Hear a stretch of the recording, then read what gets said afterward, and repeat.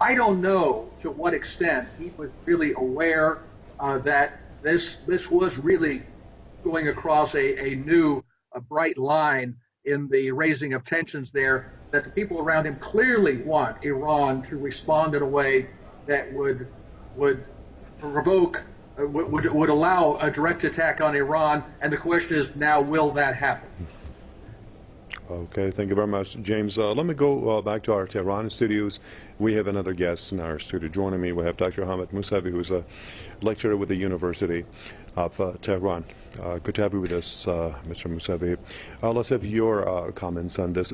Some people believe in this is a gamble that the U.S. has started to play, and it's going to be a very dangerous one. Don't you agree? I'm sorry, if you can repeat the question and speak a bit louder. The question is that some analysts are arguing that what the U.S. has done is considered as a gamble, and a pretty dangerous one at that. Yes, I believe it was a gamble and perhaps even a strategic mistake, in the sense that the United States has been trying to expand its influence in the Middle East since the 1950s, and since the Iranian Revolution 4 decades ago. They've been in this struggle to change the balance of power to their favor in the region. Now, the targeted assassination of Qasem Soleimani, which was an illegal assassination, by the way, I think is actually going to tip the scales of public opinion in many countries such as Iraq and Afghanistan against the United States. I mean, already there were calls against the Americans to withdraw from Iraq.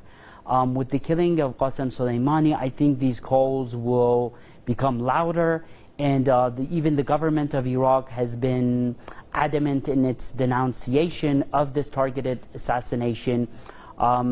Leading religious figures such as Ayatollah Sistani, Muqtada al-Sadr, all have condemned the assassination. And as a result of that, I think there will be increasing pressure on the Americans to withdraw from Iraq in the coming months and years. And if that happens, I think it will ultimately lead to the weakening of the U.S. position in the Middle East. Now, when we talk about U.S.-Iran relations, I think it was also a miscalculation by the Trump administration. The Trump administration has been emphasizing that they want to reach a deal with Iran, and if such a deal happens, then that would be beneficial for the Trump administration in an election year. Now, the events of the past 24 hours have essentially killed the chance of any negotiation and any deal between the two countries. And ultimately, I think if there's an escalation of hostilities, that will be detrimental to the Trump administration when election comes in November. Interesting. Dr. Mousavi, you mentioned the possibility of U.S. forces boots out of Iraq. Do you think that's ever going to happen? Because President Trump has time and again said, and he made it very clear last time he visited the U.S. air base there, and he said that we have a big, beautiful base here, and we're not let go of it. We're going to stay here to watch Iran, to watch many other countries. Do you think that will ever happen, to see that U.S. forces leave Iraq? Of course, that's what's being demanded by lots of Iraqi people and politicians. Well, I mean, if the Iraqi government officially asks the American to leave, then if they don't leave, then that will be an illegal occupation. So I think if the Iraqi government comes out and officially asks the Americans, then the Americans will be under pressure to withdraw. Also, there is the issue of public opinion in Iraq.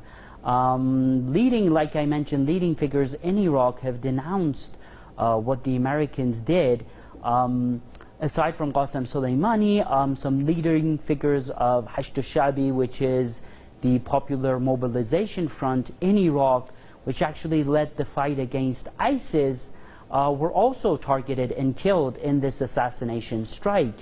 And when the memorial will be held probably tomorrow, I think there will be many, many calls for the Americans to withdraw.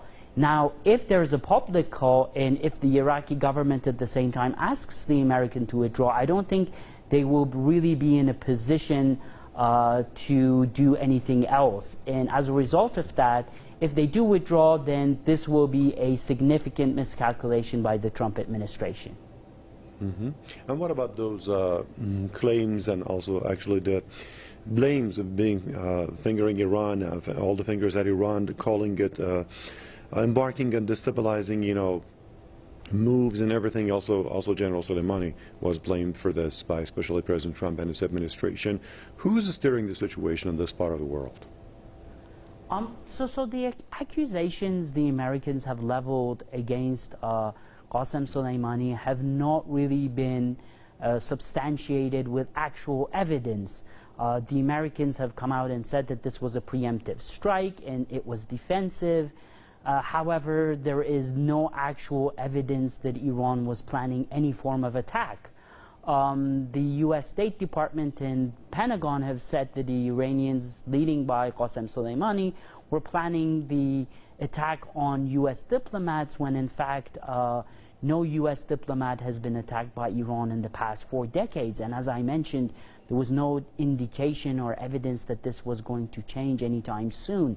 So I think they are coming up with these narratives in order to give legitimacy to what they did, which was, again, illegally targeting and assassinating a foreign leader, a very top general of the Iranian army. Okay, now if you allow me, I'll go back to Washington, D.C. to James Jatras, former U.S. Senate Foreign Policy analyst. James, you just heard Dr. Mousavi here in our Tehran studios speaking about what the U.S. has said that this has been, this assassination thing, and they call this preemptive strike. And Iran has never had any plan to strike anyone. Iran never initiated a war. So do you buy this? Personally, no, I don't. I'm always hesitant to say that when the government makes a claim of something, well, it must be a lie. But given how often I actually have personal knowledge of something they say, and I know it's not true, I tend to be skeptical of these things. Let's remember, just in the last few days, the attacks on the Kataib Hezbollah sites, killing dozens of fighters, was in retaliation for the killing of an American contractor. We still have no proof or reason to believe that the Kataib Hezbollah was responsible for that in the first place. Nonetheless, we struck at those fighters. These were people, by the way, that were instrumental in the defeat of Daesh. And you'd think that supposedly, if we're fighting against the terrorists, we were at least de facto on the same side, although not actually allies. And that same thing could be said for General Soleimani, who was key to that campaign. None of that seems to matter. And remember, when the U.S. officials and media are talking to the American people, they're talking to a woefully ill-informed audience in terms of sorting out who all these people are. I would say a good half of the Americans that listen to these programs don't even know the difference between Iran and Iraq. It's only one letter difference anyway, right? So I think unfortunately they're dealing with a very low level of information here, and I think especially now that he's under an impeachment and expecting a trial coming up in the Senate, Mr. Trump really is not. I don't even know how much he really has to say about these things except giving the final word based on whatever kind of false information he's being fed by his own intelligence services. Yeah, and the intelligence service that he doesn't trust. If you remember the thing of the Khashoggi case, remember CIA reported, and he said he doubted. He said maybe he did, maybe he didn't do that.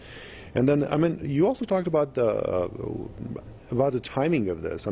Was this the right time for this, given the 2020 presidential election in the U.S.?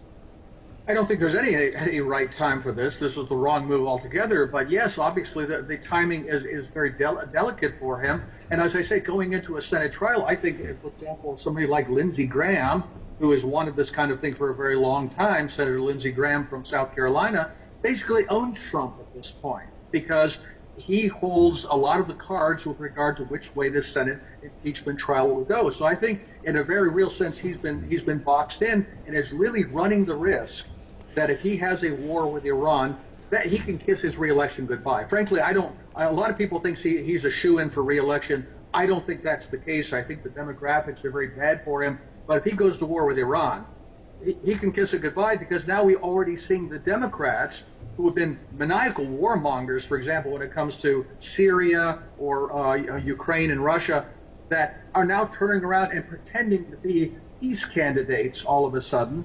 I think they're going to steal that issue from him, and he's falling right into their hands. Let's get back to our Tehran studio to Dr. Hamid Mousavi. Do you share Mr. James Jatras' opinion about the same story?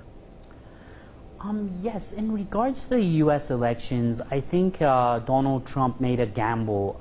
I think if the Trump administration is able to limit the hostilities between Iran and the United States, if they are able to somehow limit Iran's retaliation and this dies away, then I think they can present this to the American public as a win and say, you know, we did this and nothing really happened.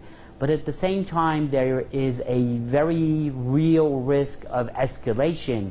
And if that happens, which is actually, it seems like the likely scenario right now, if that happens and there is an escalation of military confrontation between the two countries, I think that will actually hurt Donald Trump in an election year.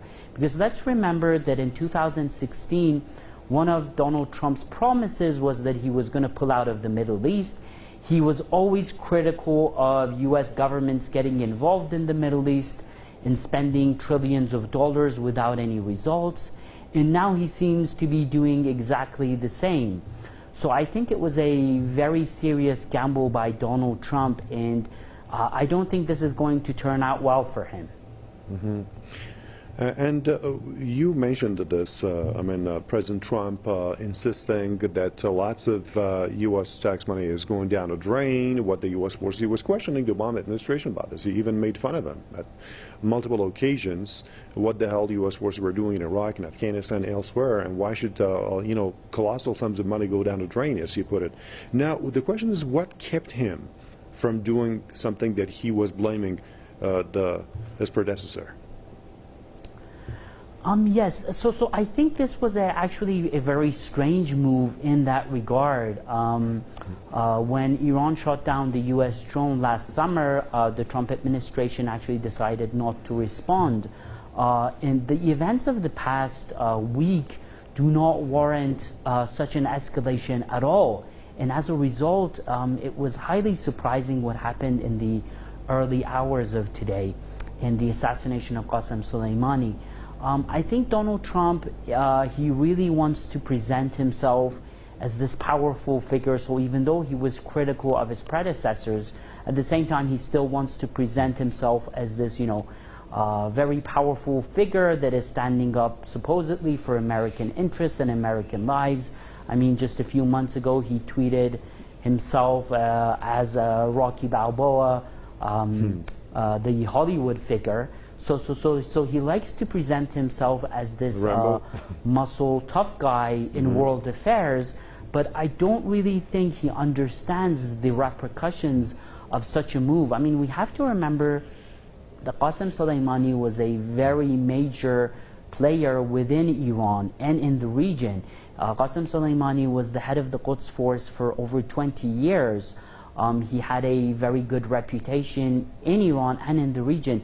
Actually, the University of Maryland, the American university, did some public polling in Iran last summer, and Qasem Soleimani had the highest approval rating among all the Iranian political figures that were included in the poll, including the Iranian president.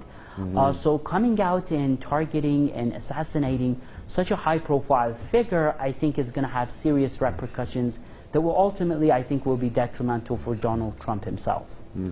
Okay, thank you for that. Let's go back to Washington, D.C. to James Jatras. James, we mentioned this issue of U.S. boots in different parts of the world. Now we're talking about Iraq, where also General Soleimani lost his life. Do you think that this will ever happen? Because what Mr. Trump was promising and what he was blaming his predecessors for, keeping all those troops and squandering all that sums of money there, what's keeping him from doing this? Because he said this is a big, beautiful base. We're never let go of it. There are contradictions in the way he has stated his position between wanting to be the tough guy, hairy-chested, and also saying, let's get out of these wars that are really contrary to what he told us were his broader goals, which is to make America great again, to stop wasting all this money overseas and in these wars. And I think there is a contradiction in the way he has approached this from the beginning. Now, if we get to the point, as was mentioned earlier, where the Iraqis order us out, I think there's a very real question whether we will leave. It's, you know, that does put us then back into occupation mode. It was also mentioned this idea that Donald Trump has said he wants to make a deal with Iran. And remember, he also said that with regard to North Korea. And I think he somehow, in his mind, that means we apply maximum pressure and really push them to the wall, and then they'll come back to us looking for a deal. I think that's his negotiating strategy. He doesn't seem to understand that the people working for him don't want a deal at all. They have no desire for a deal with Iran, or for that matter with North Korea. They simply want regime change. And if that takes a war to get it, they're willing to push that button as well. I don't think he really understands that. His toolbox consists of people who do not share his goals at all, who basically are just want to take us back to the George W. Bush administration and repeat all the very same mistakes that Trump denounced in 2016, and now he may be stuck with that. I'm not sure if he realizes that yet. And James, is he making America great again by what he's doing? I mean, great in what way? And at what price? Well, the idea would be to, again, stop wasting all this money, to focus more on our domestic affairs, rebuild our infrastructure, which, by the way, is not happening, get the economy going. And frankly, I think a lot of the news on that is more mixed than they would have us believe. For example, the unemployment rate is extremely low, but there's a lot of dispute as to how much that takes into account the number of people who simply stopped looking for work and are not in the economy anymore. Certainly the stock market is doing well. Wall Street is doing great. That's not necessarily a measure of the economy. So the idea that he's delivering, I think, is a mixed bag, but it could all turn into sand in his hands if he goes down this path. Right. Now back to our Tehran studios to Hamad Mousavi. Mr. Mousavi, what's going to happen to the already volatile Middle East region? And it's just getting even tenser, considering the fact, given this assassination thing. Yes, the situation in the Middle East was already tense, and it's getting worse as we speak. But let's not forget how we got here. A lot of the instability we see in the Middle East today started with the illegal invasion of Iraq in March 2003. And that led to not only instability in Iraq, but into regional countries, other countries such as Syria. And it also led to the rise of ISIS, which, by the way, Qasem Soleimani played a major role in defeating them. And this is something that has been mentioned in U.S. media repeatedly as well. And the result of that invasion essentially led to a lot of instability in the region. Now, between Iran and the United States, the negotiation of the nuclear deal between the Rouhani administration in Tehran and the Obama administration in Washington, it actually led to a certain level of stability in the region and in bilateral relations between the two countries. And the deal was actually working quite well. When the Trump administration decided to leave the deal for supposedly with the aim of reaching a better deal, then that led to a lot of hostilities and a lot of bitterness. I mean, this was a deal that took years to negotiate. It was enshrined in a United Nations Security Council resolution, essentially making it an international law. Nevertheless, when the Trump administration decided to leave the accord, and at the same time pressure other countries, European countries which were in the accord, then that led to severe economic sanctions on Iran, as well as tension in the region. And Trump's answer to that was to send more troops, more military equipment to the region, including an aircraft carrier. And all of this has essentially led to the point we are today. And this is not going to be good for anyone, including for Iran and the United States, as well as regional countries such as Iraq, UAE and Saudi Arabia. Perhaps the only player in the Middle East that is benefiting from all of this is the Israelis, which seem quite happy actually with the assassination of Qasem Soleimani. Interesting. Now let me ask you, James in Washington, D.C. James, what is it that the U.S. is trying to pursue in the Middle East region? Are they going by deploying more firepower? Iran is offering the Hormuz Peace Initiative and sitting at the negotiating table and talking to any Persian Gulf littoral states with any sort of concerns. Through dialogue, Iran believes that this is what Foreign Minister Mohammad Javad Zarif has offered and invited those countries to get together and to sort out things through dialogue. So the U.S. deployed more firepower, as Dr. Musavi just mentioned. And so what is it that the U.S. is seeking to see in this part of the world, security or insecurity? Well, when we talk about what the U.S. wants, you always have to ask the question, whom do we mean? Do we mean President Trump? Do we mean the people in his administration? Do we mean the Congress? What they variously want are not necessarily the same thing, but they could all be characterized as what the U.S. wants. As I say, I think Trump probably wants a deal. He is not going to get that. What the rest of the apparatus of the U.S. government wants is what we want in the rest of the world, not only with respect to Iran and the Gulf region, but also with respect to Russia and Eastern Europe or China and the South China Sea, and that is we want full spectrum dominance. We do not recognize the legitimacy of the interests of powers that are not under our control. So basically, if Russia and China or Iran or Venezuela or whoever it is pursues a policy that's independent of decision makers in Washington, that is considered an act of hostility by the Washington apparatus, which considers that only it has the right to tell other countries what their interests are, and if they don't agree, then they must be subjected to regime change. It's really as simple as that. And all of our policy toward Iran is really aimed at simply overthrowing the government in Tehran and installing somebody more compliant, as we did in Iraq. And James, the question is, what would you do if you were, in Iranians' shoes? Because you have this double standard all the time. There was already this tall wall of mistrust between the two sides, and then this is what they're doing. Offer of talks, and no, we don't want the regime to be changed. We wanted them to be there. We can have talks with them. I'm waiting for the phone to ring and all that kind of thing. I honestly, I don't know, because again, putting Trump aside, because I think he's almost irrelevant at this point. When he's talking to the apparatus, when the Iranians are thinking about the apparatus in Washington, they're not talking to people who think rationally in terms about normal state interests and normal diplomacy. They just don't know how to do it. It's not part of their mindset. They're like a bunch of Bolsheviks, really. And so I'm not sure. I think the one thing they have to keep in mind is that war for Iran would be a very bad thing. That means a lot of Iranians would die. We would inflict a lot of damage. However, it may turn out to be a disaster for the United States, too. That really is not going to be much comfort to Iran. If I were in their shoes, I would want to continue not to take the provocation that would lead to direct hostilities. Clearly, they have to find some way to respond to, what I think is an unprecedented attack on a killing of a high state official. But they must do so in a way that is not going to give these people in Washington what they want, which is a war. Thank you very much for your comments. James Etras, former U.S. Senate Foreign Policy Analyst, who joined us from Washington, D.C. I said goodbye to him. Now let's bring in, from Madison, we have Editor of Veterans Today, Kevin Barrett. Kevin, go ahead with your initial comments.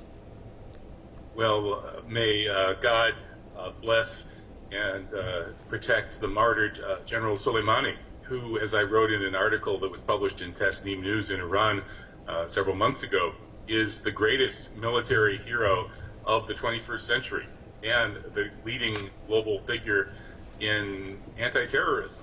He was the single most important force in defeating the Daesh fake Islamic terrorists and against, of course, the Americans who were covertly supporting Daesh the whole time and didn't really stop their support even under Trump, although they may have ratcheted it down a little bit.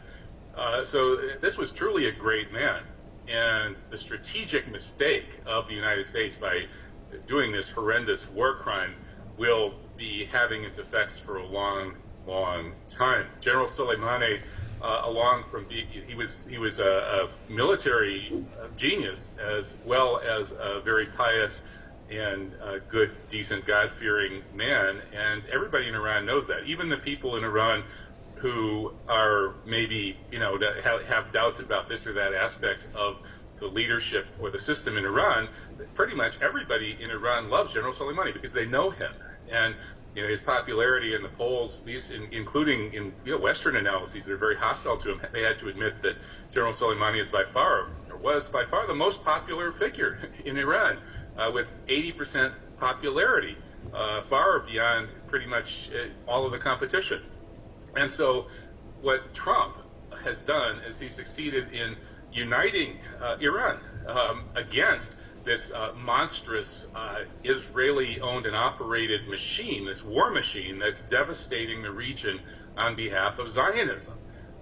And now let's compare the situations. We have leadership in Iran that is now respected and loved more and more by a growing segment of the people. The Americans have basically admitted that they can't win the war for hearts and minds there.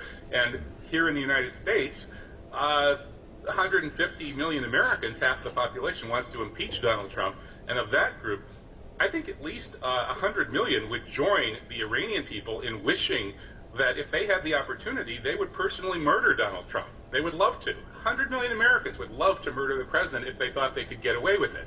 And that's probably actually an understatement. So we have leadership here in the United States that's not only almost universally reviled among all educated people everywhere in the world, but is just absolutely loathed and hated by almost everybody with a 3-digit IQ and a college education in the United States. And the poor, uneducated people who've fallen for this guy, their love for Trump is actually just skin deep. So we have a country here, the United States, led by a moron, a psychopath, a narcissist that the whole world hates. And it has just taken this provocation of essentially declaring war on Iran, which now is united in its love of the martyr General Soleimani. This was really, really stupid. Okay, interesting comments. Kevin, if you stand by, I'll go back to our Tehran studio because we have Dr. Hamid Mousavi. And Dr. Mousavi, I know that you have time limitations, so you have 4 or 5 minutes for your final comments. Yes, I think at the end of the day, if we even judge the events of the past 24 hours based on U.S. interests, I think this will be recorded as a foreign policy blunder, and it will be recorded in history. And the reason for that is when we talk about Iran's military capacity, I don't think it will really be affected to a large extent by the killing of Qasem Soleimani. His successor was appointed in less than 24 hours by Iran's supreme leader. So Iran has not suffered in that regard. But when we take into account what the Americans are after in the region, which is extending their influence and changing the balance of power to their benefit, I think this will be very detrimental in the long run. I mean, first of all, public opinion in the Middle East is not going to be friendly regarding this event. I mean, I saw on CNN and Fox News of supposedly people celebrating in Iraq regarding the assassination, but if you look at the videos, there are less than 50 people waving the Iraqi flag. You can't even tell if they're celebrating or not, or if it's even related to this event. And this is being broadcast as a victory in the U.S. media. In reality, I mean, one measure of judging this will be the amount of people who will be taking part in the funeral of the Iraqis killed in the attack. One of them, a senior figure of the Iraqi Popular Mobilization Front, which fought against ISIS. And in that regard, it will tilt the balance of opinion, public opinion in Iraq towards an American withdrawal. So essentially, and if that happens and the Americans are forced to withdraw, then essentially the whole invasion of Iraq, which took place illegally in 2003, will be all for nothing for the Americans if they leave. And the way things are moving right now, I think, is towards that direction. you for your comments and perspective. Dr. Hamid Mousavi, lecturer with the University of Tehran, who joined us in our Tehran studio. Thank you for your comments. Now let's go back to medicine, to Kevin Barrett, editor of the Veterans Today. Kevin, what can you label this assassination act by the United States? Is this anything except state terrorism that, of course, the Trump administration is accusing others of, including the Islamic Republic of Iran? Well, it's worse than terrorism. It's an act of aggression. That is, it's an attempt to start a war. It's the equivalent of this. To try to imagine a historical equivalent, we might have to go back to, say, 1946, and imagine if Russia had assassinated Generals Patton, Eisenhower, and MacArthur all at the same time. And their popularity in the United States at that time probably was not as great, and certainly not as intense as the popularity of General Soleimani in Iran. So imagine if that had happened in 1946. Do you really think that the United States would have chosen not to respond to Russia assassinating all those immensely popular and victorious generals? I don't think so. Of course, there are some people who say Patton was assassinated in part by a Russian and American plot, but that's another story. In any case, it never made it into the news. So we're in a situation today where obviously Iran has to respond and Iraq has to respond. And as the other guest correctly suggested, the likely outcome of this is that it will give Iraqis from many different groups and sectors of society the necessary resolve to force the United States out completely and put an end to this war crime, probably the worst of the many war crimes we've seen thus far in the 21st century. The U.S. invasion of Iraq and illegal occupation has killed well over 1 million Iraqis and destroyed the lives of many millions more. Depleted uranium has poisoned the landscape there. The Israelis took advantage of the U.S. occupation to engineer assassinations of Iraq's brain trust and technological leadership. All of this was done to destroy Iraq on behalf of Zionist expansionism. And that's why, in fact, the Zionist neoconservatives engineered the 9/11 New Pearl Harbor in order to get that and to destroy the rest of the region and try to stop the rising Islamic rebirth and reawakening. So this is a case here where the United States once again is shooting itself in the foot on behalf of Benjamin Netanyahu and ultra-expansionist Likudnik Zionism. Trump is following in the path of the same neoconservatives that he has publicly reviled for their stupid decision to invade Iran. And in fact, Donald Trump said that Bush should have been impeached for his decision to invade Iraq on false pretenses. And it was all done on behalf of the foreign power that engineered the coup d'etat on September 11, 2001, that is the Israelis. Well, Donald Trump apparently is owned by the same neoconservative Israeli agents as George Bush and his administration was. That those Israeli agents have always had it in for Iran. Iran was number 7 on the list of 7 countries in 5 years that the false flag operation on September 11, 2001 was designed to launch. The whole purpose of invading both Iraq and Afghanistan, according to former National Security Council member Gwyneth Todd, was indeed to surround Iran with U.S. military bases so ultimately Iran could be taken out on behalf of Zionist expansionism. But they plot and God plots, and God is the best of plotters. And the way this plot is running is that the Americans, due to their taking orders from fanatical Zionists who may be bright strategists up to a point, but whose fanaticism outweighs their intelligence, has led the United States to cripple itself, to inflict a series of self-inflicted wounds, and to take down its empire. This is not the American century. Project for a New American Century was really the project for a new Israeli century, and they've taken down the American century before it could even begin. The U.S. is no longer the world's sole superpower. It's losing its influence. It's lost the mandate of heaven, which the Chinese call the sort of divine aura of the righteous or legitimate rule. And everybody now looks at Donald Trump, the buffoon in chief, as a lunatic, a moron, a narcissist, And this man is supposedly going to lead the United States into some kind of larger war on behalf of Netanyahu, even after Trump himself has repeatedly talked about this war in Iraq being the worst mistake that the U.S. ever made, that Bush should have been impeached for it. I mean, the situation is completely insane from an American strategic perspective.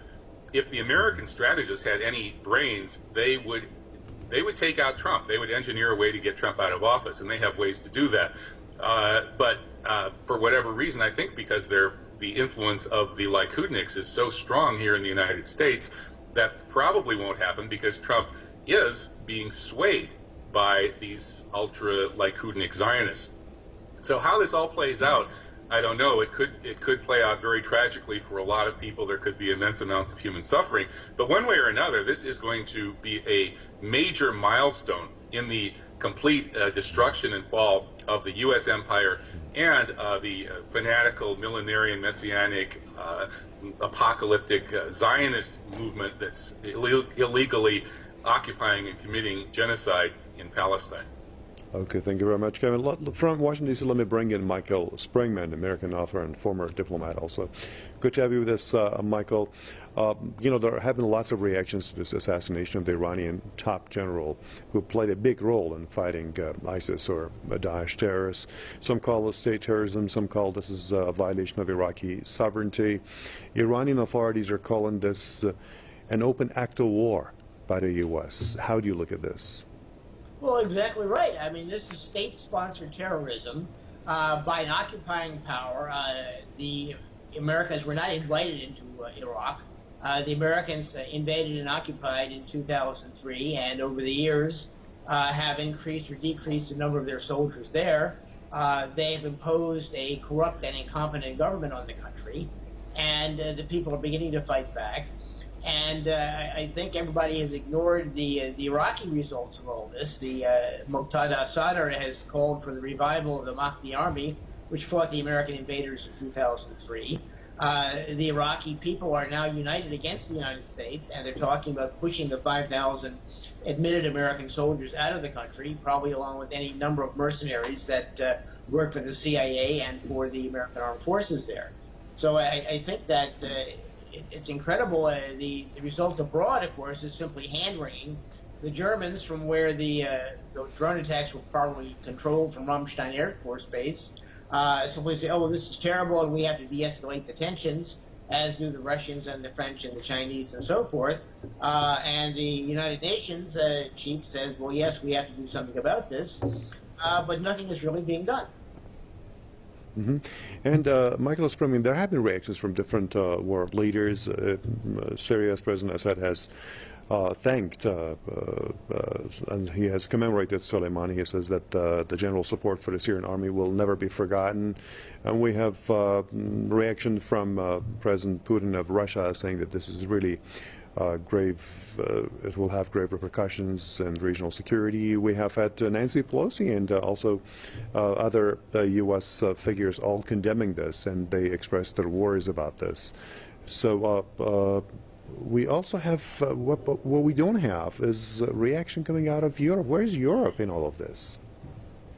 They're basically saying, oh, gee, we have to de-escalate the tension. We have to bring peace and order to the region. And they don't say the Americans engaged in an act of war. The Americans are trying to fight Iran through Iraq. They just simply follow along like poodles at the end of the leash. So it's incredible. You know, Nancy Pelosi says, oh, Congress was not consulted. Well, she certainly supported the murder of Anwar al-Awlaki in Saudi Arabia a few years back. She and Chuck Schumer, the Democrat in the Senate, have not condemned any of these other extrajudicial killings. And all they do is they say, well, gee, this is a terrible thing. But no one is taking any substantive action, and I think they're going to be very unhappy when the Iraqis and the Iranians finally engage in asymmetric warfare and make life very difficult for the occupying forces of the United States around the world. Mm-hmm. Now let's go to Madison to Kevin Barrett. Kevin, how would the assassins benefit from this? In what way? Any benefit whatsoever? Will this put an end to the so-called axis of resistance that was kind of spearheaded by General Soleimani? Was one of those people who was leading this axis of resistance? I think that maybe they sold it to Trump, they, of course, being, again, the Likudnik neocon Zionists, by claiming that General Soleimani is such a towering figure, you know, such a strategic genius, such an accomplished military commander, who had probably the most responsibility of anybody on earth for the successful defense of Syria, for the defeat of Daesh. So they probably exaggerated his importance, which is actually hard to exaggerate, I suppose, but they built him up as being so important that they you know, Trump sees things in terms of individuals. He's really not an intelligent man. He sees the world as caricatures, and indeed he himself is a walking caricature.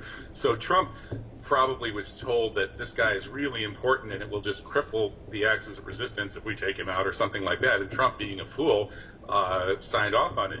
But the reality is that General Soleimani, he is a towering figure. He is a strategic genius. He did accomplish all of these things, but he already accomplished them. That is, Syria has been successfully defended. The writing is on the wall. If Trump thinks he's going to stay there and keep the oil, well, he's going to learn very quickly that he's not going to keep it for very long. And so General Soleimani, Allah yarhamhu, he won.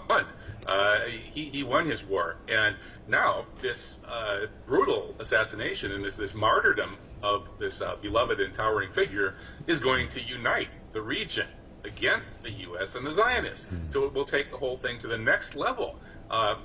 So General Soleimani won at the first level, and now by becoming a martyr, he's guaranteed that the forces behind him and his project will be 100 times as strong as they were had he Kevin, not been martyred. if you allow me, I should jump in. We got this breaking news. This is the reaction by Iran's Supreme National Security Council. You know, they just held a meeting a couple of hours ago, and they said that they would explore different angles and aspects of this assassination. They will announce what Iran's official stance is. And here we have the breaking news.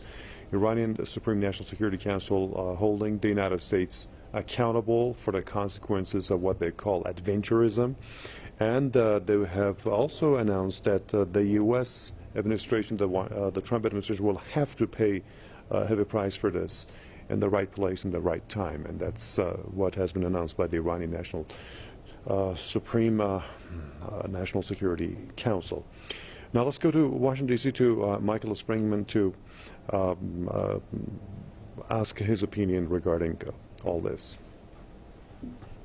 My blood pressure this morning at the gym was sky high because of the news and what the Americans and their stupidity have done.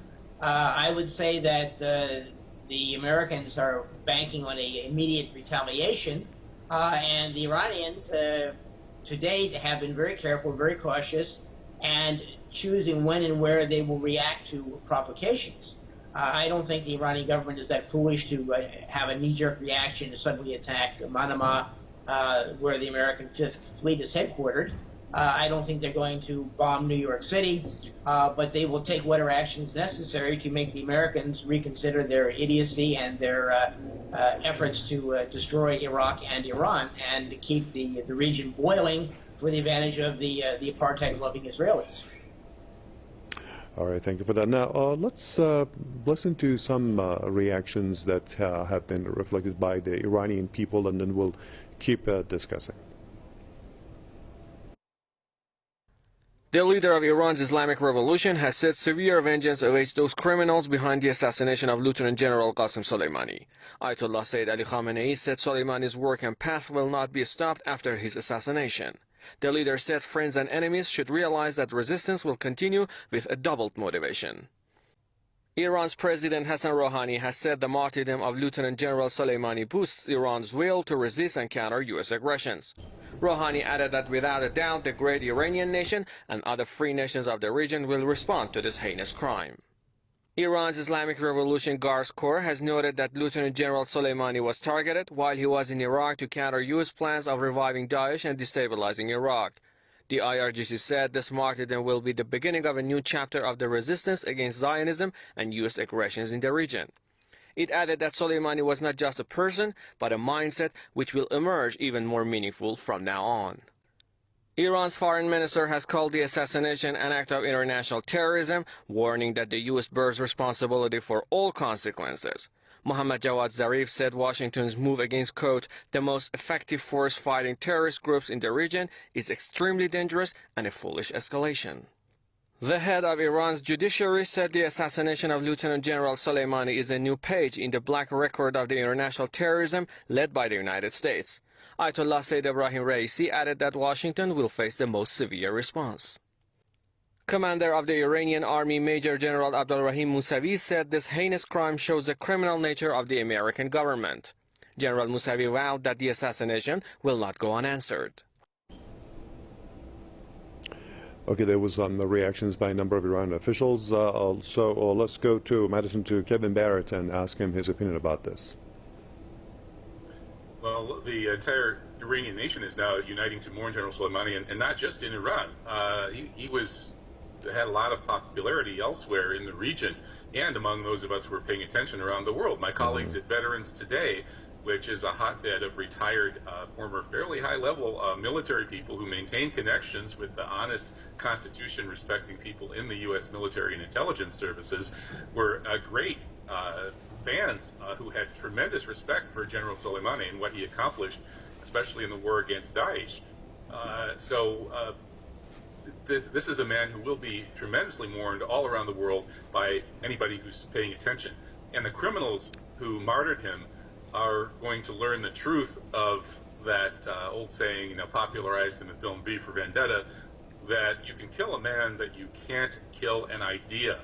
And the idea of the axis of resistance is that all those forces in the region who are honestly committed to truth and justice and expelling the foreign predators and genocide perpetrators need to unite and be willing to sacrifice. And we've seen this lead to amazing military accomplishments by people that General Soleimani was working with or had good relations with. Hezbollah defeated Israel in 2006 and has deterred Israel from its desire to try to take another swing at Hezbollah ever since. In Yemen, the Ansarullah forces and their allies have achieved essentially a victory over Saudi Arabia, which militarily has hundreds of times the amount of money and weapons and training and everything that money can buy. Saudi Arabia has a mountain of it, and the Ansarullah forces in Yemen have not even a molehill, and yet they've beaten Saudi Arabia and actually taken that struggle to Saudi Arabia.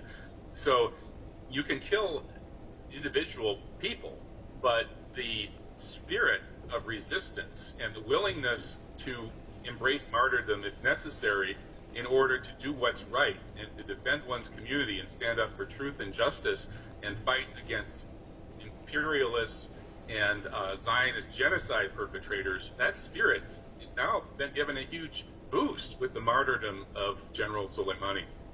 Exactly. It will not even go away. It'll be just receiving some boost, as you just said, and a shot on the arm. This is what also Iranian officials and also the spokesman of the IRGC stress. Thank you very much, Kevin Barrett, editor of Veterans Today, joined us from Madison with his comments and perspective. Now, you heard the reactions by a number of Iranian officials, including the leader of the Islamic Revolution, the president, and some other officials. Now, let's listen to some people's reactions. Lieutenant General Soleimani devoted himself to defending the country during the 8-year Iraqi-imposed war in the 1980s. He also defended Iran against thugs and Daesh terrorists. Soleimani was killed unfairly, and we must avenge his death.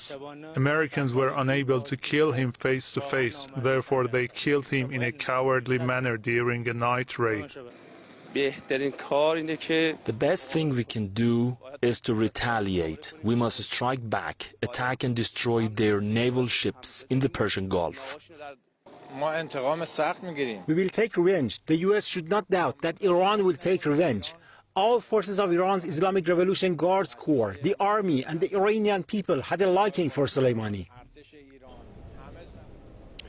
And those were some reactions by people on the streets in Iran. So let's go to Washington, D.C. to Michael Springman. Michael, what would be the repercussions of this assassination that's ordered by President Trump?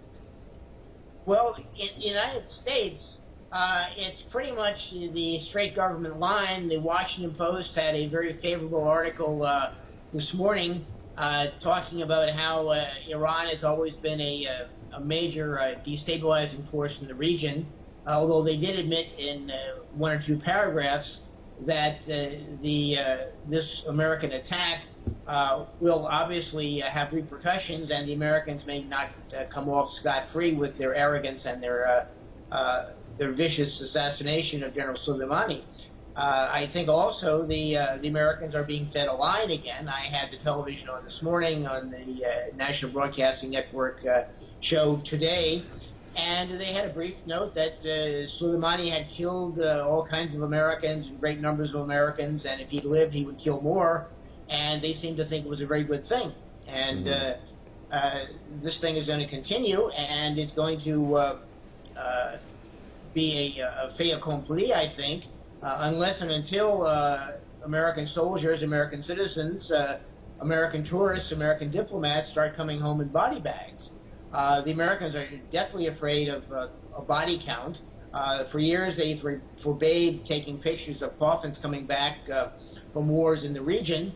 They're like the Israelis, as one commentator noted yesterday, that they fear a high body count because they know that it makes for bad politics. Look at the Vietnam War.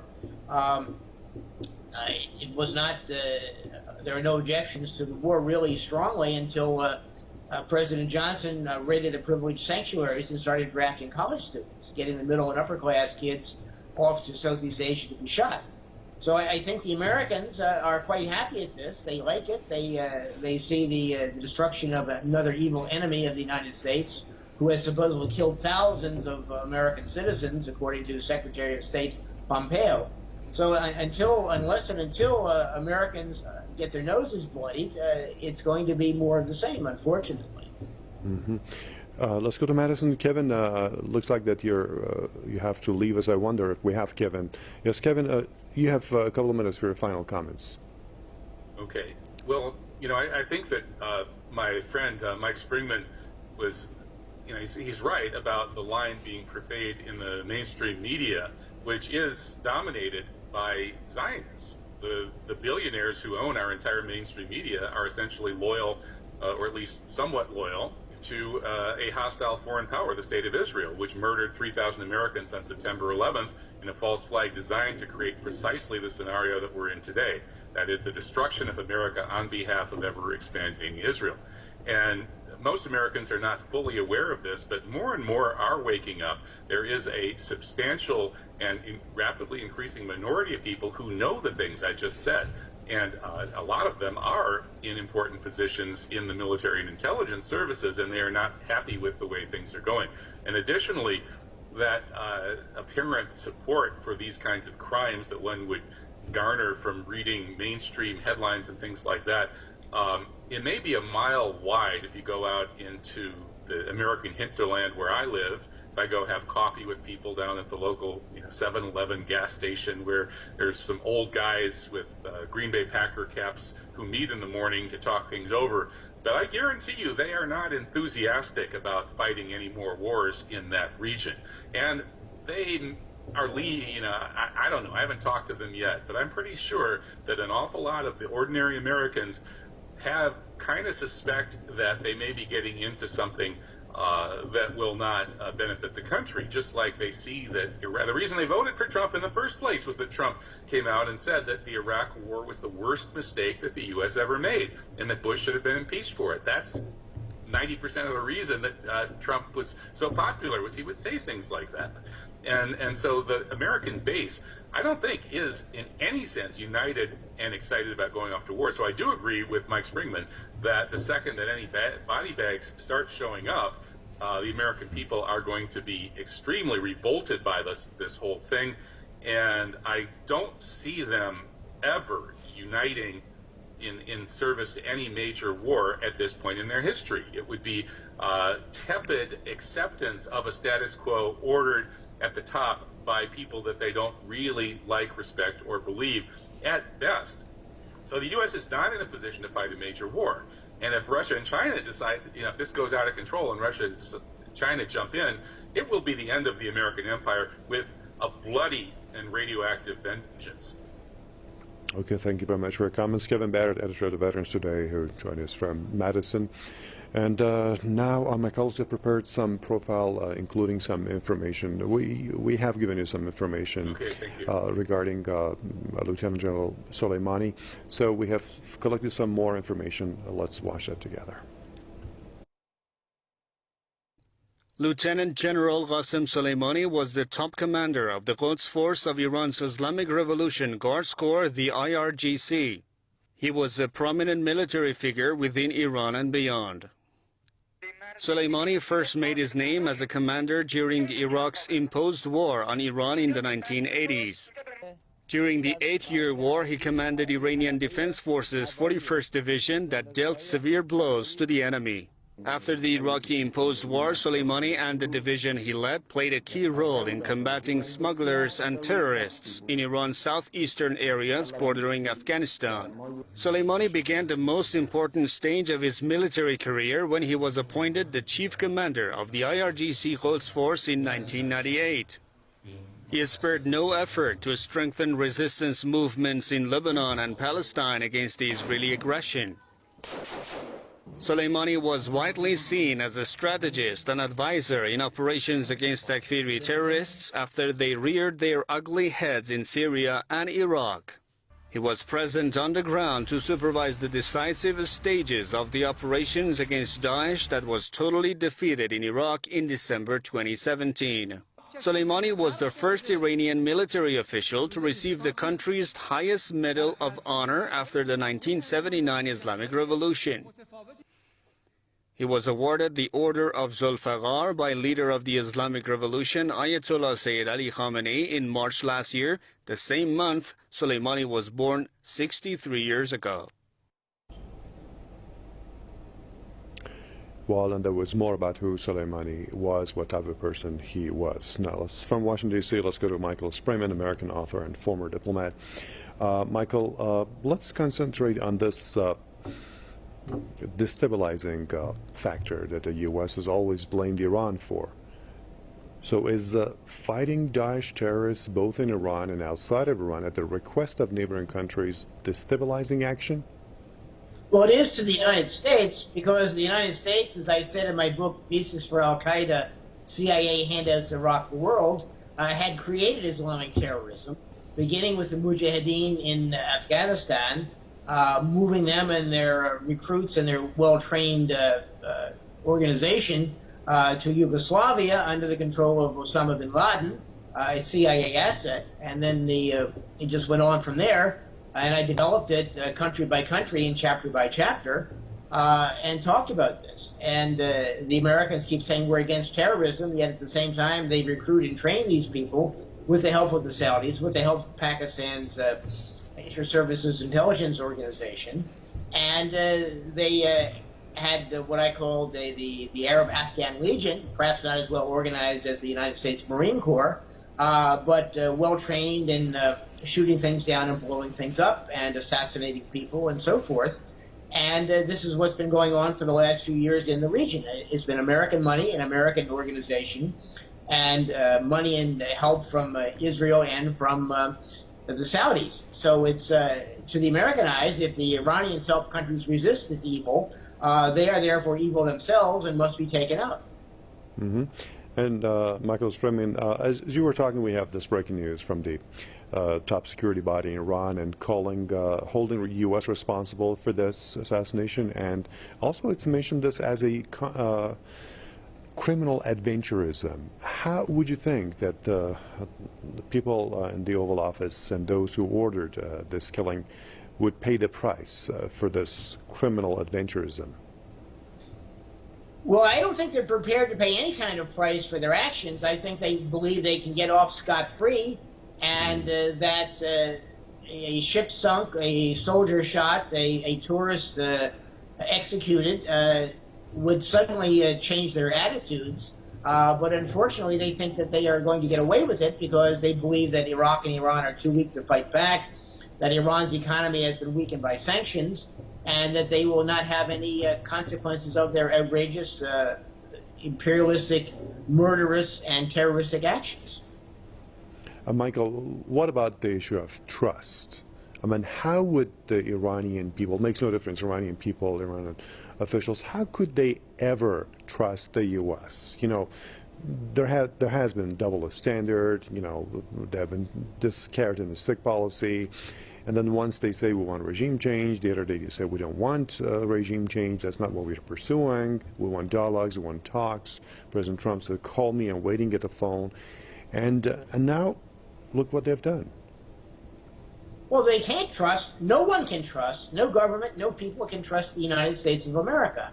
And the people that do are extremely foolish, and they end up like Iraq, they end up like Syria, they end up like Libya, they end up like Yugoslavia.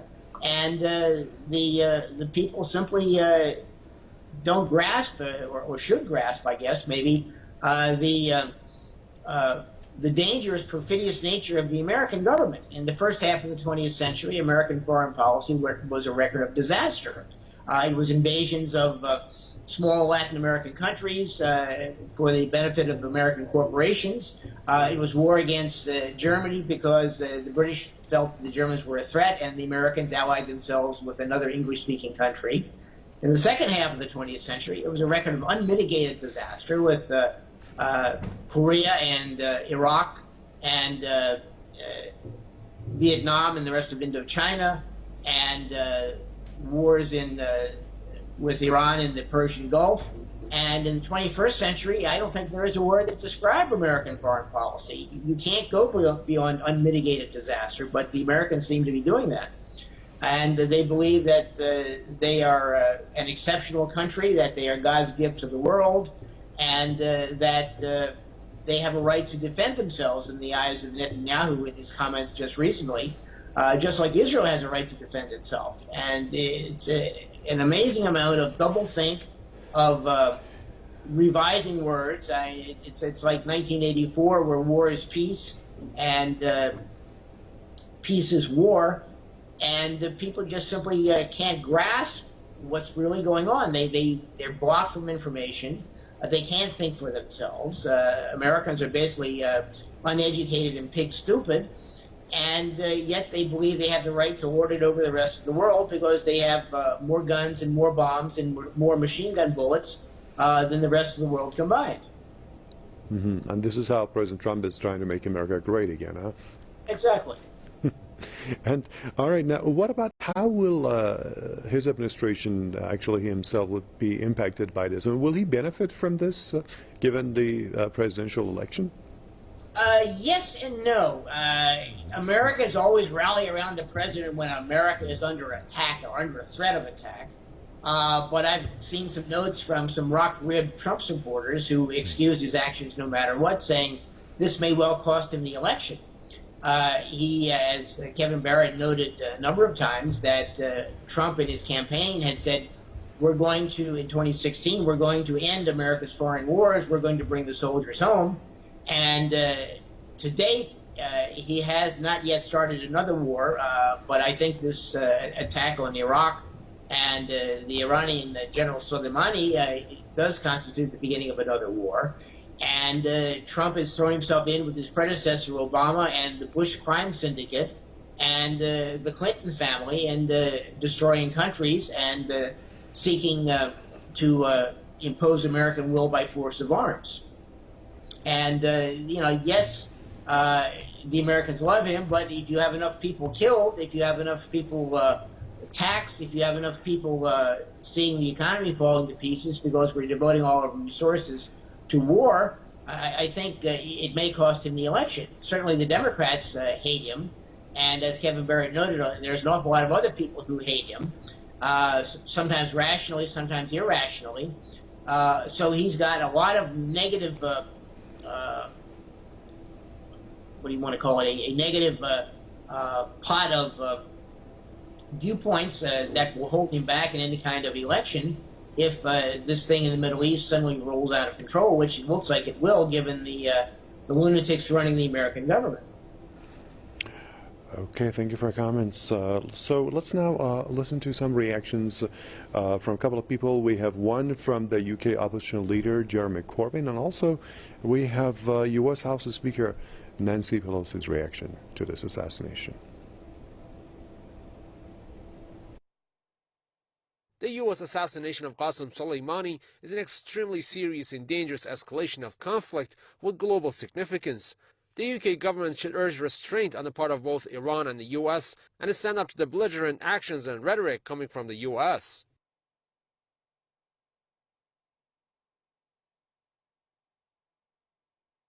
The airstrike risks provoking further dangerous escalation of violence. America and the world cannot afford to have tensions escalated to the point of no return. All right, those reactions by Jeremy Corbyn and Nancy Pelosi. Now let's go back to Michael Springman. Michael, you know, the world has reacted, some of them with alarm on Friday regarding this assassination in Baghdad of General Qasem Soleimani. And President Donald Trump praised it, and also Israel definitely praised that. Also, President Trump regretted why he hadn't issued that order many years ago, that Soleimani should have been killed many, many years ago. And there were, but we had some reaction from Russia, from others, from Syria, from some other world leaders. They have given some sharp warnings regarding what they call inflaming regional tensions. What do you predict will happen next? Well, I predict that the countries, for the most part, making these statements will do nothing of substance.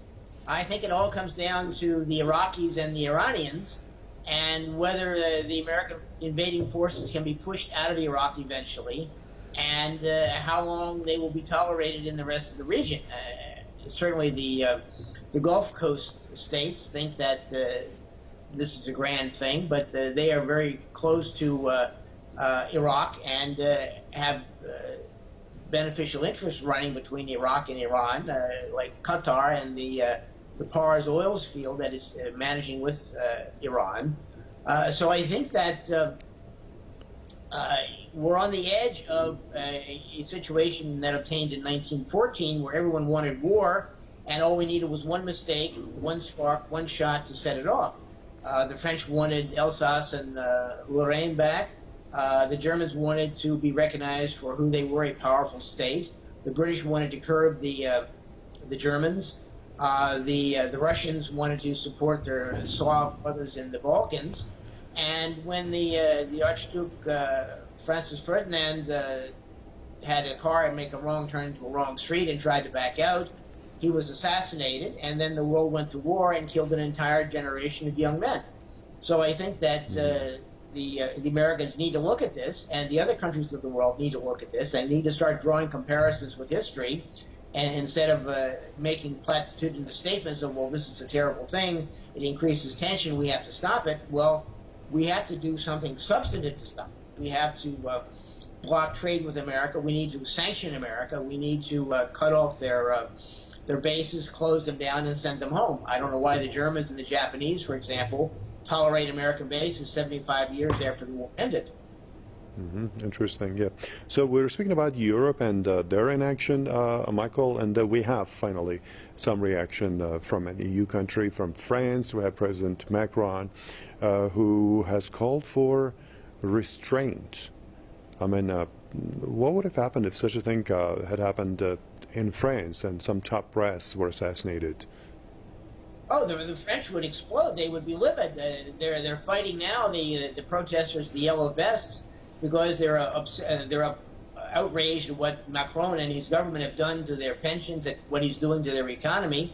The French would not put up with that kind of stuff. The French can be volatile. They overthrew Charles de Gaulle, despite his history of doing his very best for France. And the Germans, the Germans are basically an occupied country with a lot of American bases there, even though the soldiers have been drawn down to a great extent. But they pretty much follow the American line. As I noted earlier, I think that this drone attack on General Soleimani and Salal Mohandes, the deputy commander of the Popular Mobilization Force, came from a drone strike, and it came most likely under the control of Ramstein Air Force Base in Germany, a huge American base. So I think that the rest of the world is going to have to start taking action against the United States and to treat it as the pariah that it is, and stop knuckling under to them, and then stop saying, well, we need to sell our Nike shoes and Volkswagen cars in the United States. We need to worry more about what the United States is going to do if they start a general war and cuts off all our oil supply, and we will be sitting home in our cold, dark houses worrying what's happening. Yeah, I mean, Michael, is this right posturing, only calling for restraint? It's nothing trivial. I mean, it is something big that's happened, and where's accountability then? I mean, why shouldn't France at least condemn this? If not even asking for accountability, let's forget about just condemn it in the first place. Exactly. Condemn it and then withdraw from NATO.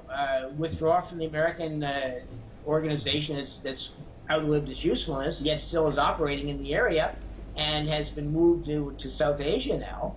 So I think that speaking words are fine. You can always retract the words. You can always ignore the words.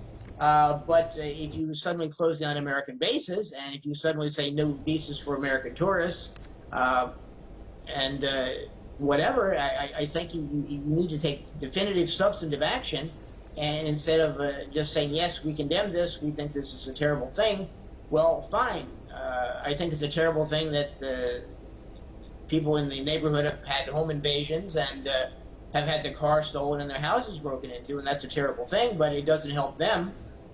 Me saying that I think this is awful and I condemn it. You've got to do something of substance. Now, Michael, speaking of security, what's your prescription for, we have already the volatile Middle East region, especially the Persian Gulf, and now with what has happened, naturally we expect the region to be even more volatile, and maybe some people are worried about a war. So what would be your prescription to kind of try to restore peace and calm to this part of the world? Remove foreign forces. I mean, I don't think Iran has that many forces in Syria or in Lebanon or in Palestine. But I think the Americans have a fifth fleet that cruises the Persian Gulf like it's an American lake.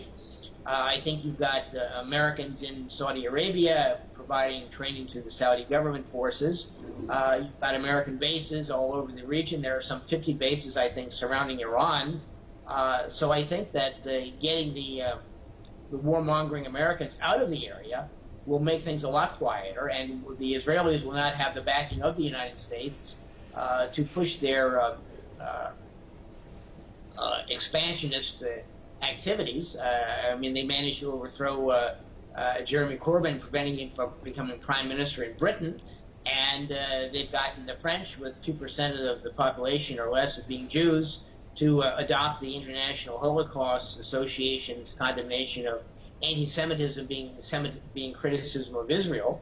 And that's happening in the United States. Some 27 states now have similar laws on the books or decrees by the governors. So I think that get these people out of the region. They will not be able to engage in warfare if they're 5,000 miles away. I think that you've got too many soldiers, too many ships, and too many Americans run by the United States operating in the area. Yeah, and that's what President Trump used to say in his presidential campaign before he was elected president. Now, do you believe that the U.S. forces would ever leave a country like Iraq? Not unless they're forced out. I mean, the Iraqis are going to have to take them to an international court. They're going to have to cut off supplies to American bases. They're going to have to refuse to put American soldiers back into the country once they leave. I think that they can make life difficult for the 5,000 Americans that are already there. And I think that the government can say, you're an invading force, get out, and while we may not be able to attack you and do something with your modern 21st century armed forces, we can make life difficult for you. We can stop feeding you. We can not provide power. We cannot provide water. And we can ensure that none of you people come back into the country. Okay, interesting. Now, Michael, if you allow me, we have a video clip of Lieutenant General Soleimani. We'll watch that and we'll go back and continue with our discussion.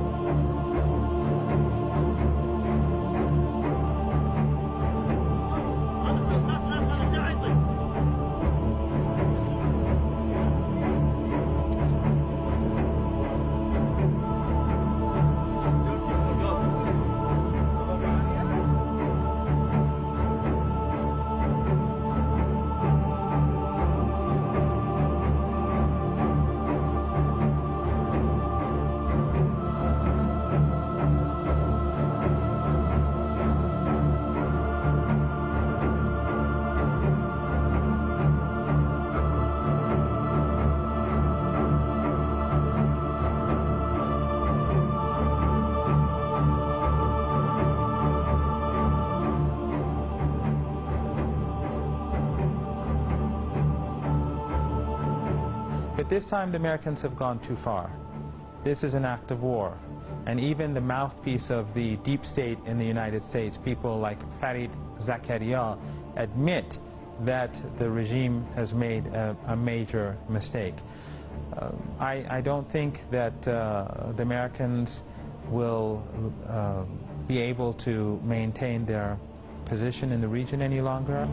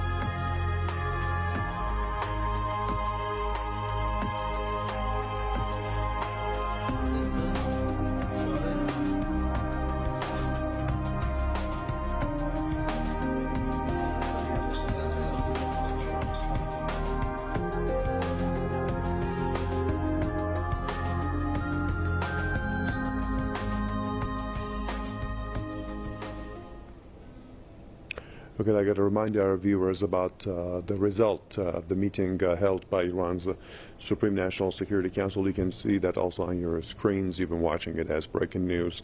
It has held the United States responsible for the repercussions of this assassination, and also it's promised harsh vengeance awaiting those perpetrators, and that will happen in due time and in the right place. That's the response that the Iranian Supreme National Security Council, the meeting. That's what came out of that meeting.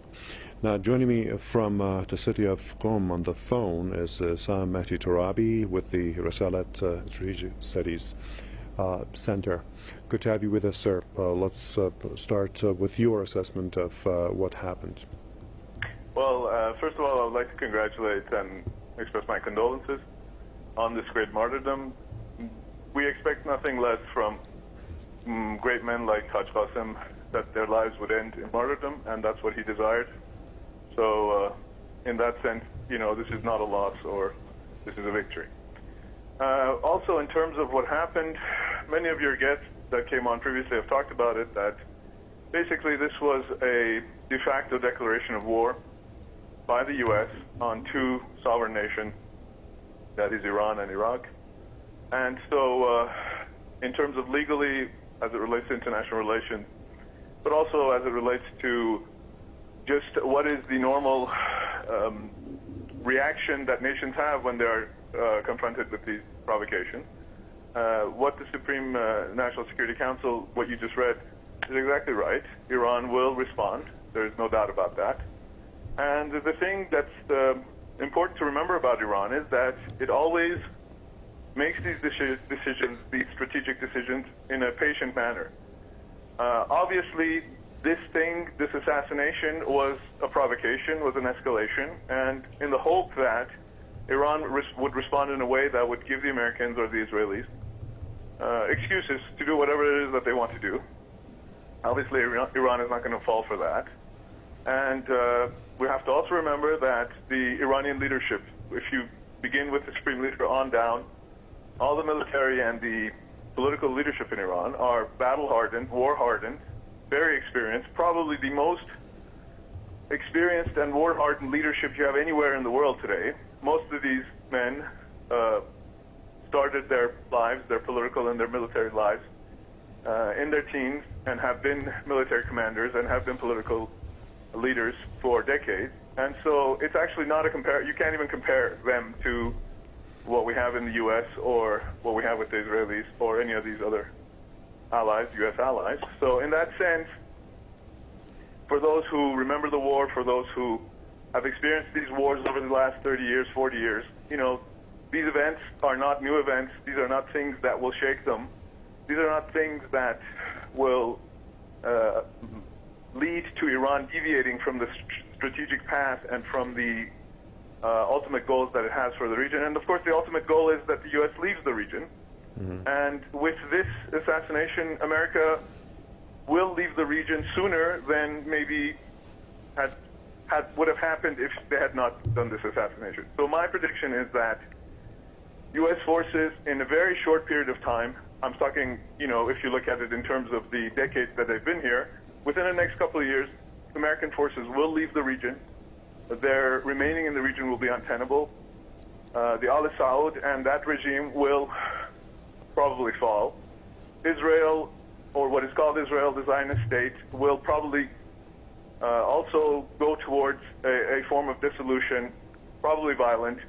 But the result of that will be some sort of a republic which is non-denominational, which is not a Zionist state, some sort of a republic in Palestine.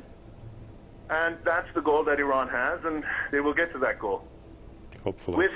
With this assassination, this is like a catalyst for those things happening sooner than maybe it would have than they would have if there hadn't been the assassination. Yeah, that's what some IRGC officials and Iranian authorities also stress, that this will only cement and boost, you know, the morale and resolve of the Iranians and also all those who are fighting terrorism in any form to continue on the path that General Soleimani was. And another question, Sam, is that the U.S. has called this preemptive action. What preemptive action are they talking about? Has Iran waged a war or threatened anybody, any country, you know, to go under attack or something? Well, you know, usually you have to remember, and again, I have been criticizing our media most of the time I've been on the last couple of times. We usually try to answer things that are said by American officials. These things are said for a brainwashed American elite and for ignorant American masses. So, you know, the American elites, whether it's the president or the punditry or the media or the so-called think tanks in the U.S., they can say anything they want about anyone in the world, and there isn't really a lot of people in America who's going to say something against that, because most of the people in America are ignorant. So if, for example, the U.S. decides that, you know, a official part of a military of a country is a terrorist organization, which has never happened in history, that anybody declares another military of another country, of another sovereign country, a terrorist organization, well, then, you know, they're going to go with that. We don't have to really respond to any of that. I mean, you know, it's for their own consumption. Nobody in the world accepts what even American allies don't accept the categorizations and the classifications that the Americans make. You know, calling it preemptive, calling it terrorist, calling it whatever. Yep. So you have a situation where the Americans have killed the leading commanders of two sovereign countries in Iran and Iraq, and they're calling it things that are not what it is. And of course, the media in the West is going to parrot them. You know, thank God we live to see the veil of the lies falling from the Western media, whether it's CNN, whether it's you know, the BBC, whether it's all those things that some people unfortunately still feel, you know, give some credibility to. There's no credibility in those media. They just lie. They repeat whatever their masters want them to say, and so, you know, we don't have to worry about what excuse the Americans are giving. No, we don't worry about that, Sam. We just want to, you know, shed some light on this, because we have people I think that's part of the problem is when we play in their game, when we go within the framework that they set, that's already a problem. So my criticism is not, you know, a fundamental one. Mine is a tactical one, which is we don't have to answer to everything they say, even in the media. They frame it a certain way. We don't have to even bother with responding. When you respond it, you give it some credibility, you give it time, you give it some sort of a level which it doesn't deserve. The reality is, as many of your guests have said, that all this goes back to America attacking and killing and destroying, you know, countries and millions of people, and certain regimes and certain leaders in the region which don't represent their people. We have to mention this. It's not Saudi Arabia. It's not, you know, the UAE. It's not the people there. It's families who run it, like a medieval kingdom. It's, you know, Zionists which are illegally occupying Palestine and have an apartheid racist nation which oppresses millions of Palestinians. These people will go along with them. We don't even have to give them the, you know, credibility of considering them any legal or legitimate regime. Or we don't have to consider whatever the Americans and their puppet media, whether it's CNN liberal or whether it's Fox conservative or whether it's the state-run media BBC in the UK. You know, we don't have to give them legitimacy by repeating everything they say. We know what happens in the region. The people that defeated Daesh in the region, the people that prevented the Takfiris from slaughtering millions of innocent people in Iraq, in Syria, and in other places, were the Iranians, and was the Revolutionary Guards Corps, and was Haj Qasem, and was Abu Mahdi al-Muhandis, and all the forces in Iraq, all the popular forces in Syria, all the popular forces in Lebanon. The people that are fighting the aggression of the Saudis and the Americans and the Brits in Yemen are the people of Yemen, is the Yemeni army. So, you know, we don't have to necessarily worry about what they say, because our audience knows that these are lies. We don't have to worry about, you know, clarifying things to people who already know what the realities are. Okay. We should focus more on talking about those things that are our strengths. Okay. Thank you for that. Now, on the phone, I'm also joined by Kaveh Afrasiabi, who is an author and political scientist. Good to have you with us, Mr. Afrasiabi.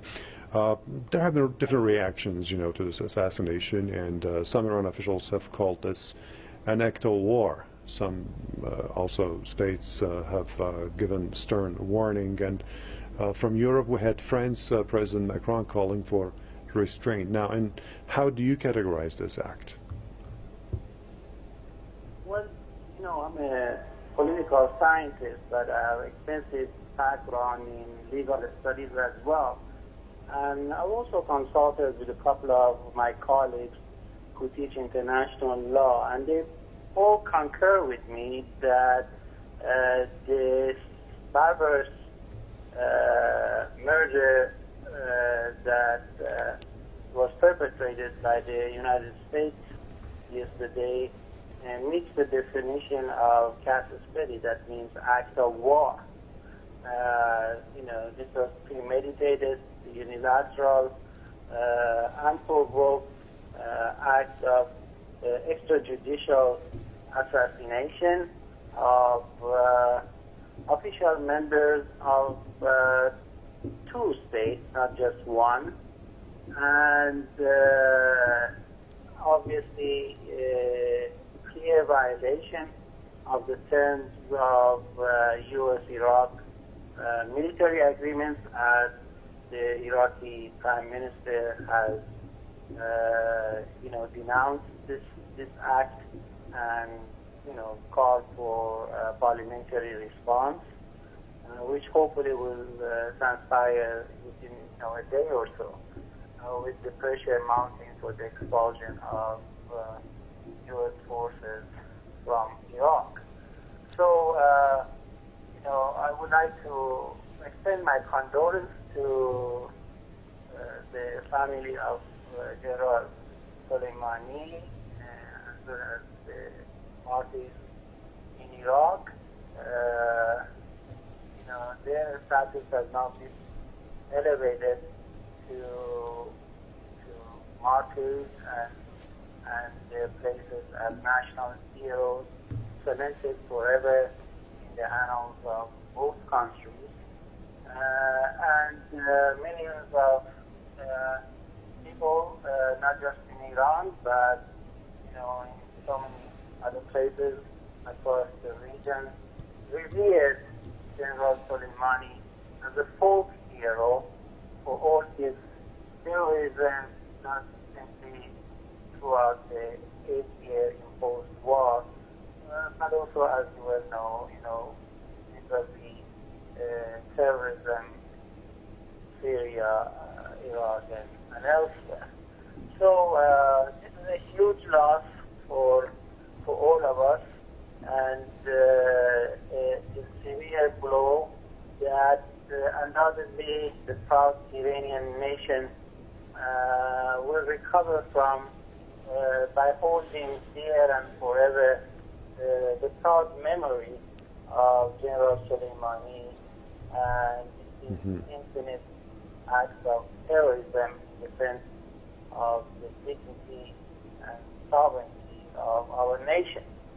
I have no doubt that history will treat very harshly those criminal perpetrators of this cold-blooded murder that are now, singing in tones of joy on yellow belly, U.S. media outlets.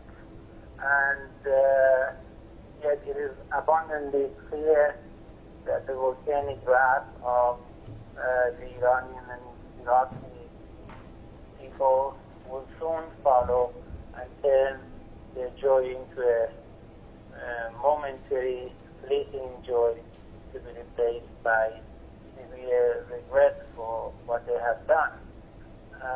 This is an act of terrorism that also meets the definition of terrorism as stipulated by the United Nations. And I hope that there's a conscious effort by both the Iranian and the Iraqi government to take this matter to the United Nations and International Criminal Tribunal in order to expose the hypocrisy of this American administration that even according to some of its own critics has turned into a terrorist regime and a rogue regime that takes its cues from the land grabber Zionist occupying regime instead of democratic regime, and has lost all kinds of legitimacy at home and abroad, under the threat of impeachment, and is portrayed by U.S. Congress itself as a threat to the national security interests of the United States. So in order to deflect attention and use Iran and the threat of Iran as a scapegoat, this heinous crime by this administration has been perpetrated. But I really think that if you look at the very negative reactions in the U.S. political spectrum, particularly by the leadership of the Democratic Party, it is very clear that this act of terrorism has also begun to backfire at home as well. And people are not that dumb. They can see through the lies, and that this administration has engaged in a blatant act of terrorism in flagrant violation of international law and the sovereign rights of Iraq by murdering these military officials of both governments in order to distract people's attention on the threat of impeachment that is hovering above its head. Yep, okay, thank you for that. Now let's go to Washington, D.C. to Michael Springman, American author and former diplomat. Michael, this is the question of ISIS or Daesh is here, actually part of the core issue here. So let our international viewers learn a bit about ISIS, because there are lots of comments regarding that terrorist group, and of course with President Trump and blaming the previous administration for founding it and creating it. So basically, who created Daesh or ISIS?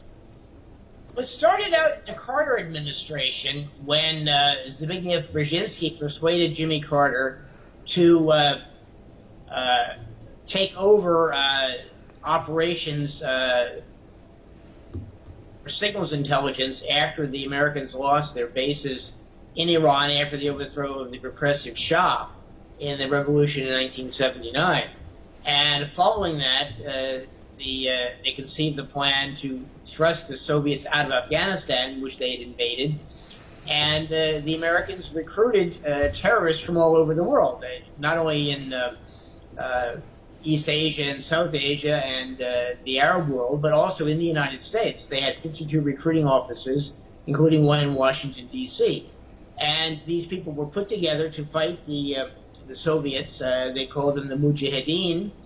And once the Soviets had withdrawn from Afghanistan after a long and bloody conflict, they moved these people under the command of Osama bin Laden, the CIA asset, to Yugoslavia to fight against the legitimate government there in the hopes of breaking it up into several non-viable statelets with the help of NATO, which was done. These people then were moved into Iraq to engage in assassination, to engage in overthrow of local governments, to engage in religious wars there. And they paved the way for the American wars in Iraq in 1991 and in 2003. These same people were then moved to Libya, where they had commanders such as this fellow Hiftar, who's now operating in Libya. He became an American citizen, and presumably with the help of the CIA.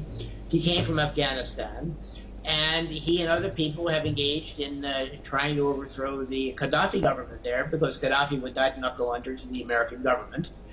And despite giving up his efforts to build a nuclear weapon, he basically wanted to lead Africa and had the country with the highest quality of life in all of Africa. And then the weapons and the fighters were then moved from Libya to Syria.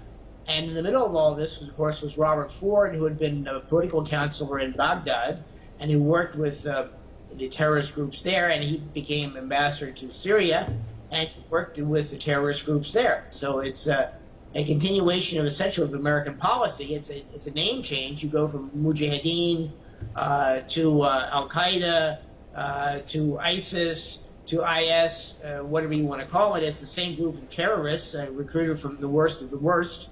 And then they are aimed in the right direction by the Americans, given training and money and support, and they do their job.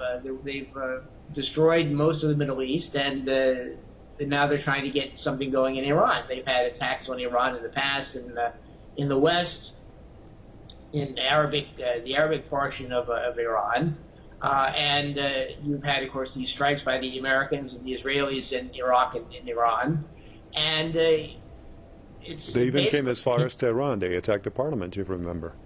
Yeah. Mm-hmm. Yes, go ahead. And they're backing now the Mujahideen al-Khalq, which had been a terrorist group until they paid enough money to Hillary Clinton and other prominent Americans to be taken off the terrorist group. And now they're claiming that they have attacks, that they're sponsoring attacks in Iran. And it's basically the American government is a state sponsor of terrorism, period. Mm-hmm. Okay, thank you for that, Michael Spremen. Let's go back to the city of Qom in Iran. On the phone, we have Sam Turabi, Director of Risalat Strategic Studies Institute. Sam, the question is, would this in any way benefit Washington?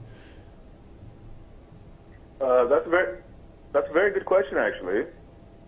You know, the problem with the American administration, and we've talked about this many times on different programs, is that the administration doesn't have a realistic understanding of Iran and of West Asia, of all those countries. Mm-hmm. If you look at CENTCOM, which is the Pentagon and the military command of the region, exactly, which the Iranian government and the Iranian parliament has declared as a terrorist organization. By the way, if we're going to start naming terrorist organizations, this is the biggest one, if you want to call it that. And after what Mr. Springman was explaining to us, it's quite clear that not only is it CENTCOM that's a terrorist organization, but also maybe the State Department and the CIA that is a terrorist organization. Of course, this was in reciprocity after they announced IRGC, for instance. Exactly. So, you know, we can call people terrorists too if we want to. Exactly. But we never initiated calling names. Exactly.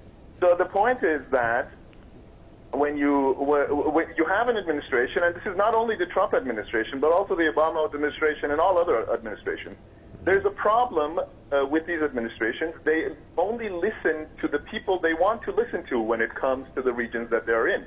They don't even listen to their own experts. I'm talking about Americans. You know, they listen to the people that are getting money from them, from the countries, like the Iranians that are in the U.S., the exiles. They listen to them. They listen to the Iraqis, if you may recall, before the Iraq War, and they only listen to those Americans within the organizations that are part of the U.S. government, whether it's military or diplomatic or even, you know, academic. They only listen to those that they want to. They only listen to people that confirm whatever biases they had before.